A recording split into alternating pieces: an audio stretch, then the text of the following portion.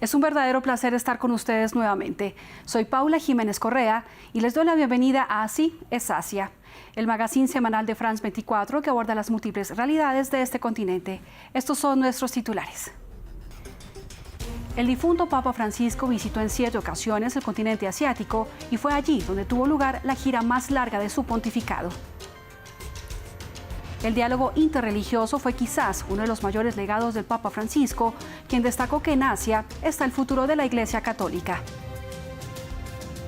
El acercamiento que Francisco promovió con China fue visto con buenos ojos, pero también le valió fuertes críticas por algunos sectores de la Iglesia Católica. Analizamos en esta edición. Iniciamos este recorrido por el continente asiático con los homenajes que rinden varios países al difunto Papa Francisco.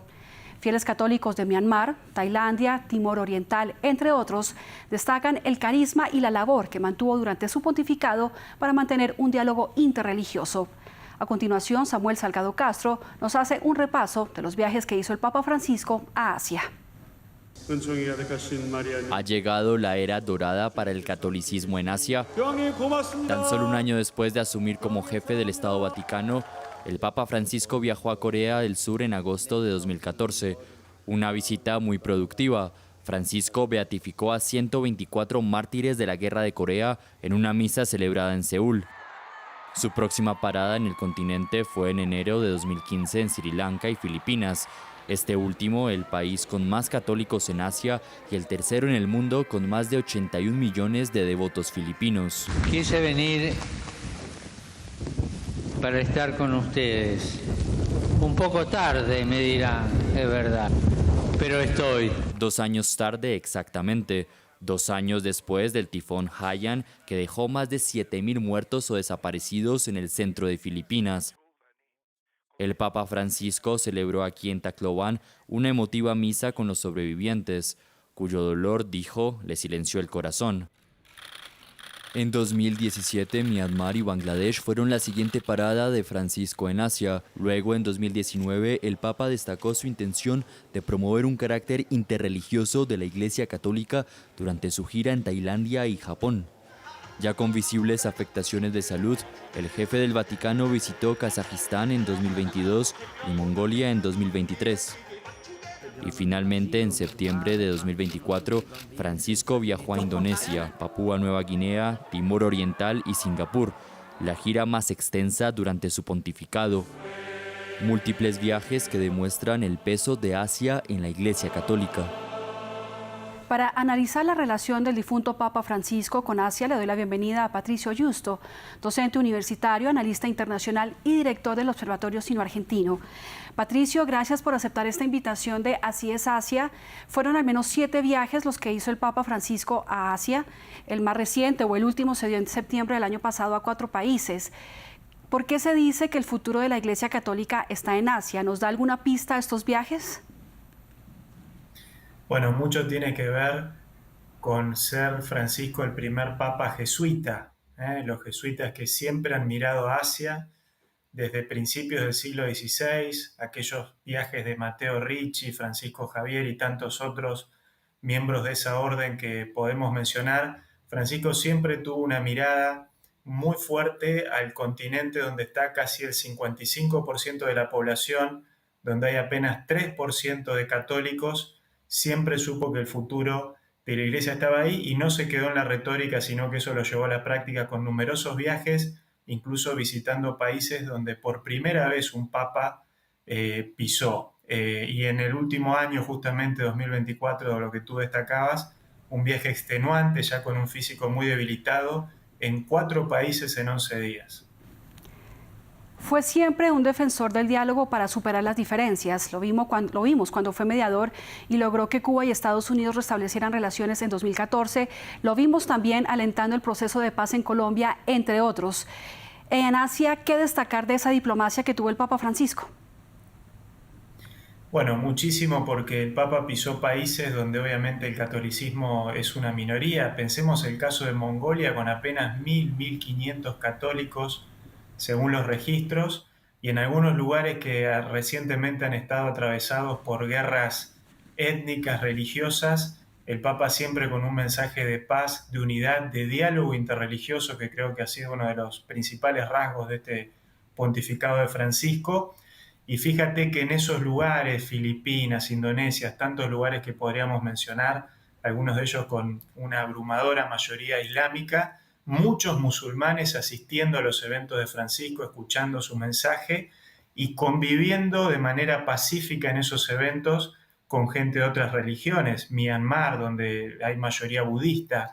En fin, Francisco, un papa que ha logrado, con su mensaje, con su presencia, con su ejemplo, unir gente de religiones diversas en lugares tan lejanos como estos que estamos mencionando para el catolicismo, en función de su figura. Así que esto ha sido muy importante, es una huella, es un legado asiático que nos deja Francisco, imborrable, y que su sucesor está llamado a seguir.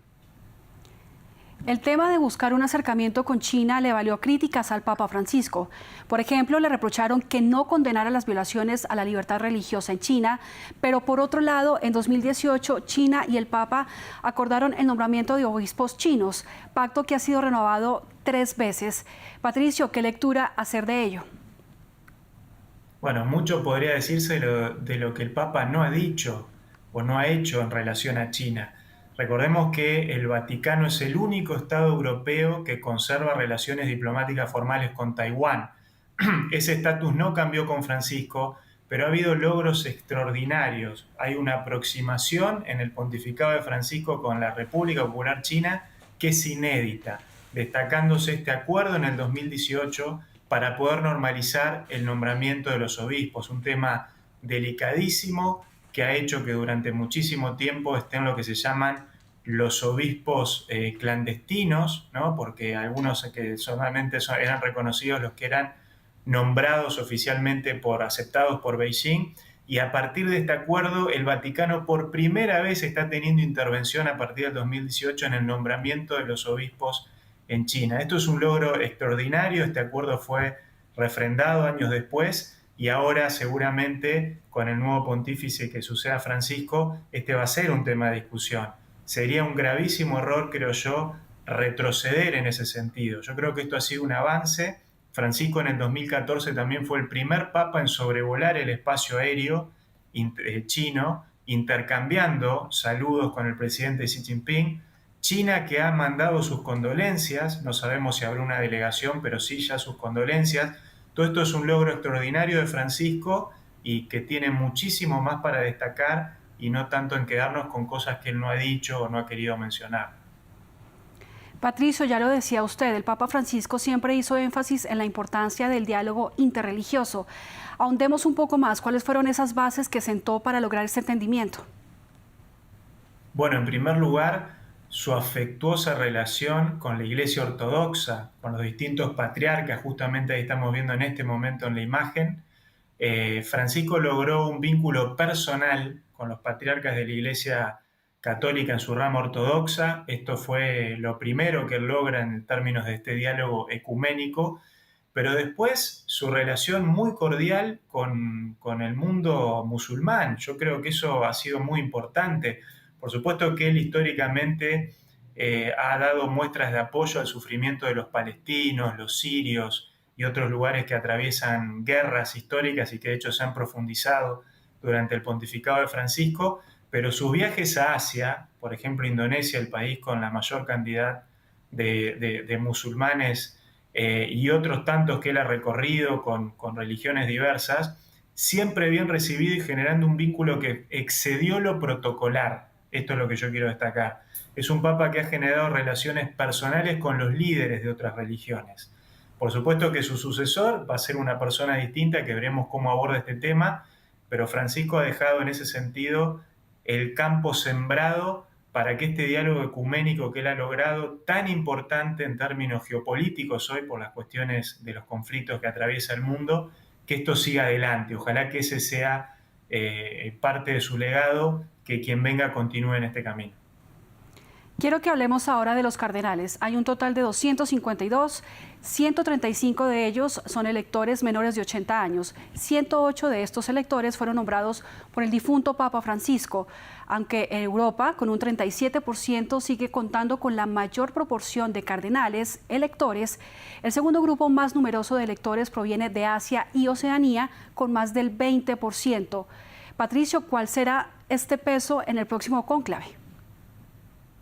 Bueno, estos números hablan por sí solos de lo que ha hecho Francisco también en términos de creación de cardenales y para darle esta renovada importancia a Asia, pero cuidado, África también, ¿no? Donde hay un par de candidatos que parten a priori con muy buenas perspectivas. Yo destacaría por ahí el cardenal Luis Tagle de Filipinas, creo que es uno de los favoritos y una persona que ha sido muy cercana a Francisco. Esta nueva conformación del colegio cardenalicio da la pauta de que efectivamente, en lugar de pensar en lo que a priori era lo normal, bueno, ahora volvemos a la tradición de los papas europeos, porque siguen siendo mayoritarios. Bueno, cuidado porque puede haber sorpresas si tengamos un papa de Asia o África. Francisco dejó el terreno preparado para eso, ¿sí? La mayor parte de estos cardenales que él nombró, él los pensó en términos de su futura sucesión y de darle mayor importancia relativa a Asia, pero también a África y en menor medida, por supuesto, también a Latinoamérica, su región de origen. Patricio, ¿cuáles podrían ser esas expectativas de Asia con el próximo Papa y las expectativas del Vaticano con Asia? Bueno, yo mencionaba el caso de Tagle de Filipinas, pero tenemos otros prelados y otros referentes importantes de este continente que ha logrado mayor participación, ha logrado una voz más importante dentro del Vaticano, que esto es algo que no sucedía antes del papado de Francisco. Asia, Oceanía en general y África eran rincones, ¿no? Eran porciones muy minoritarias dentro de lo que era la estructura de la Iglesia, y Francisco no solamente que los ha creado como cardenales, sino que les ha dado a muchos de estas figuras cargos importantes dentro de la estructura burocrática del Vaticano. Así que no debiera ser una sorpresa para el mundo si el próximo Papa vuelve a ser un no europeo, ¿sí? Los 12 años de Francisco han sido muy importantes para cimentar ese camino. Y si llegase a ser un europeo, yo creo que va a ser alguien mucho más parecido al perfil que ha tenido el Papa Francisco que a los conservadores, tradicionalistas históricos que ha tenido la Iglesia previo a él, ¿no? Patricio Yusto, muchísimas gracias por haber aceptado esta invitación de Así es Asia y por su análisis. Muchísimas gracias a ustedes, un gran gusto. Llegamos al final de esta edición especial de Así es Asia. Muchísimas gracias a ustedes también por acompañarnos. Los invito a que dejen sus comentarios en la cuenta de X que aparece en sus pantallas y a que visiten también nuestra página web france24.com. Y no olviden nuestra cita semanal.